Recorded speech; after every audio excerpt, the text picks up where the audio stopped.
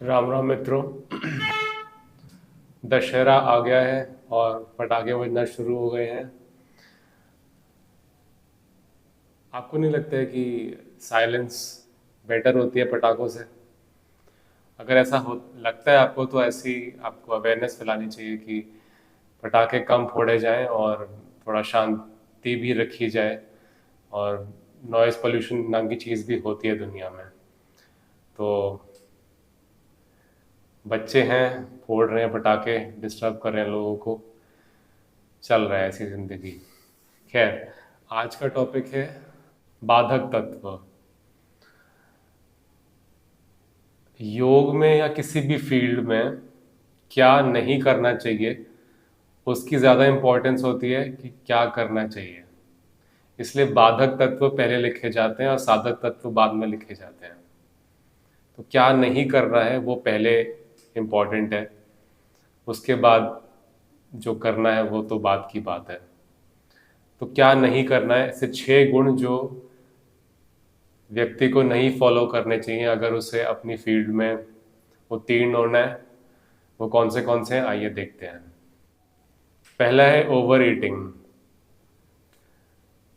आजकल तो ये धड़ल्ले से चल रहा है। लोग कुछ भी खा लेते हैं, कभी भी खा लेते हैं, ऑर्डर कर लेते हैं, बहुत सारी एप्लीकेशंस हैं।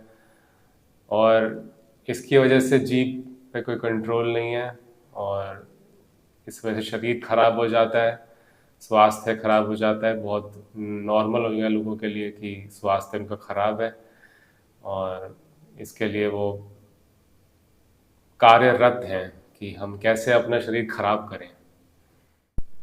तो जिनको भी कुछ अच्छा करना है ज़िंदगी में, उनको ओवर ईटिंग नहीं करनी चाहिए। जो अच्छा करना है उस पर ध्यान देना चाहिए। ये कॉमन सेंस है वैसे तो, लेकिन फिर भी किताबों में लिखा गया है तो मैं बता रहा हूँ। दूसरा है टॉकेटिवनेस। बहुत ज़्यादा बोलना, गॉसिप करना। आजकल लोग यही कर रहे हैं, अति में बोलते हैं, बिना सोचे समझे बोलते हैं, जो इम्पोर्टेंट नहीं है वो बोलते हैं, रैंडम लोगों के साथ इन्वॉल्व होते हैं,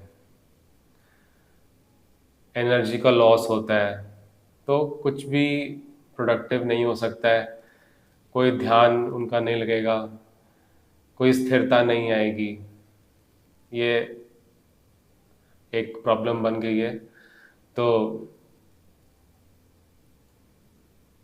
यदि किसी को कुछ अच्छा करना है तो कम बोलने की प्रैक्टिस होनी चाहिए। तीसरा है एक्सर्शन, माने बहुत ज़्यादा एफर्ट करना। आप वर्कआउट कर रहे हैं तो अपनी लिमिट क्रॉस करके वहीं रुक जाना है। जितना आप स्वाभाविकता से अभ्यास कर सकते हैं उतना अभ्यास करना है। ऐसा ना हो कि आप अपनी लिमिट को ज़्यादा क्रॉस कर दें और उसके बाद अगले दिन आप फिर रेस्ट ही कर रहे हैं।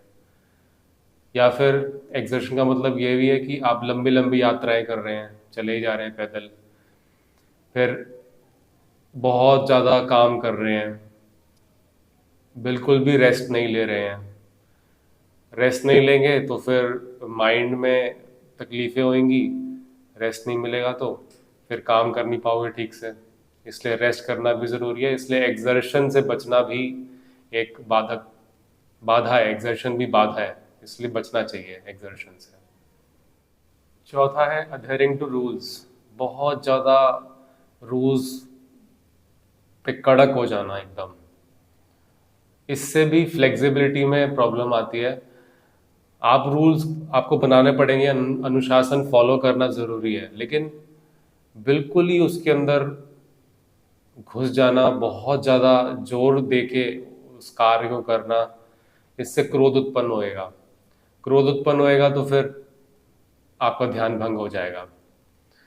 इसलिए भी अधेरिंग टू रूल्स, बहुत ज़्यादा प्रेशर देना, बहुत ज़्यादा दबाव डालना, किसी भी बात पे एम्फेसाइज बहुत ज़्यादा करना, ये भी एक प्रॉब्लम बन जाती है। इसलिए adhering to rules too much is a problem.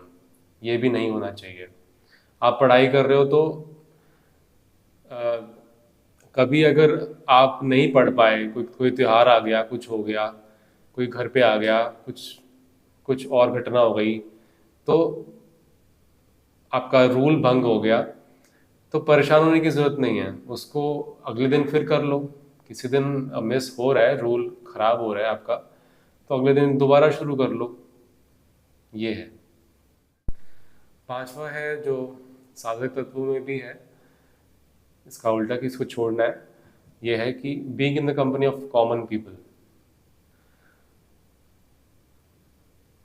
जिन लोगों के साथ बैठने की आपको ज़रूरत नहीं है, उनके साथ बैठना ही क्यों। अगर आप किसी के साथ बैठते हो तो आपकी एनर्जी खर्च होती है उसमें।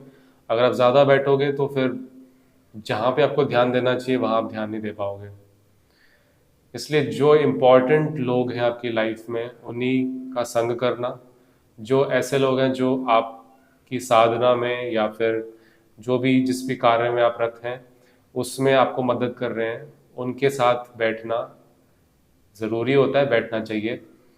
बाकी जितने रैंडम चीज़ें हैं, जैसे कि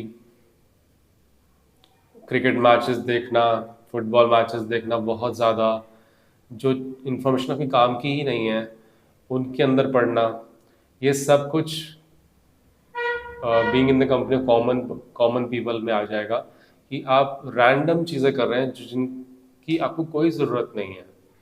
तो वो चीज़ें आपको छोड़नी चाहिए। तो ये एक बाधक तत्व में होता है कि आप कॉमन लोगों के साथ ज़्यादा मेल मिलाप ना करें।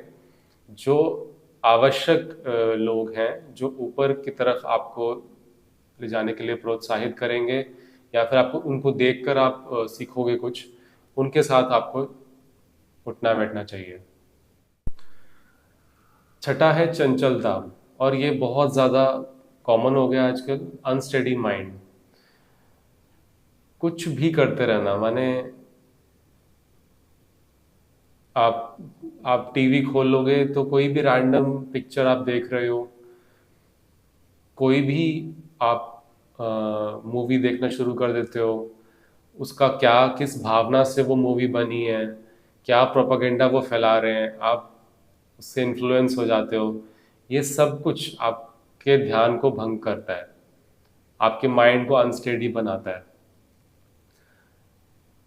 आजकल बुरे बुरे कंटेंट भी हैं इंस्टाग्राम पे, यूट्यूब पे, आप उनको देख रहे हो।